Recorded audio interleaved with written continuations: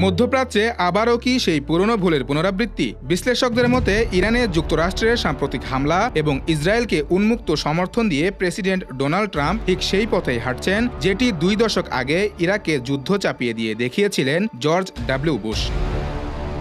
2003 সালে গণবিধ্বংসী অস্ত্র রয়েছে এই অভিযোগ তুলে ইরাকে হামলা চালায় বিশ্বমোড়ল আমেরিকা। বলা হয়েছিল কয়েকদিনের মধ্যে মিশন শেষ হবে, প্রতিষ্ঠিত হবে গণতন্ত্র। বাস্তবে তা হয়েছিল এক অন্তহীন যুদ্ধের শুরু। বুশ নিজেও পরবর্তীতে ইরাক যুদ্ধকে একটি ভয়াবহ ভুল হিসেবে স্বীকার করেন। এখন একই ছকে পা ফেলতে দেখা যাচ্ছে বর্তমান প্রেসিডেন্ট ডোনাল্ড ট্রাম্পকেও, এমনটাই বলছে ওয়াশিংটন পোস্ট।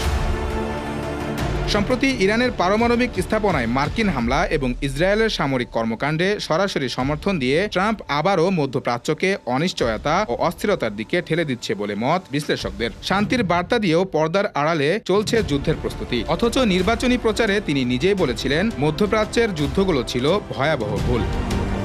ওয়াশিংটন পোস্টের প্রতিবেদনে বলা হয়েছে, ট্রাম্পের এই পদক্ষেপ শুধুই রাজনৈতিক ভুল নয়, বরং যুক্তরাষ্ট্রের পররাষ্ট্রনীতি ও জাতীয় স্বার্থের বিরুদ্ধেও আত্মঘাতী সিদ্ধান্ত।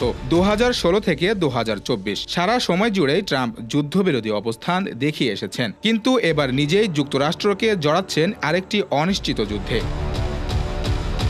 পেন্টাগনের কিছু কর্মকর্তা মনে করছেন ইরানকে এক ধাক্কায় দমন করা যাবে, তবে বিশ্লেষকরা একে মরীচিকা বলেই অভিহিত করছেন, কারণ ফোর্দোর মতো পারমাণবিক স্থাপনাগুলো পাহাড়ের নিচে অবস্থিত, যার ক্ষয়ক্ষতি নির্ধারণ করা অসম্ভব।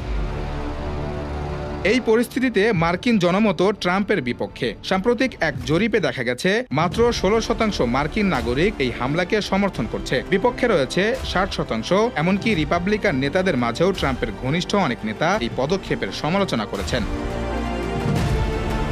বিশেষজ্ঞরা বলছেন, ইতিহাস থেকে শিক্ষা না নিলে ট্রাম্প প্রশাসনও যুক্তরাষ্ট্রকে আরেকটি দীর্ঘ ও ব্যয়বহুল সংঘাতে জড়িয়ে ফেলবে, যেমনটি করেছিল বুশ। আর তাতে ক্ষতিগ্রস্ত হবে শুধু মধ্যপ্রাচ্য নয়, গোটা বিশ্ব ব্যবস্থা।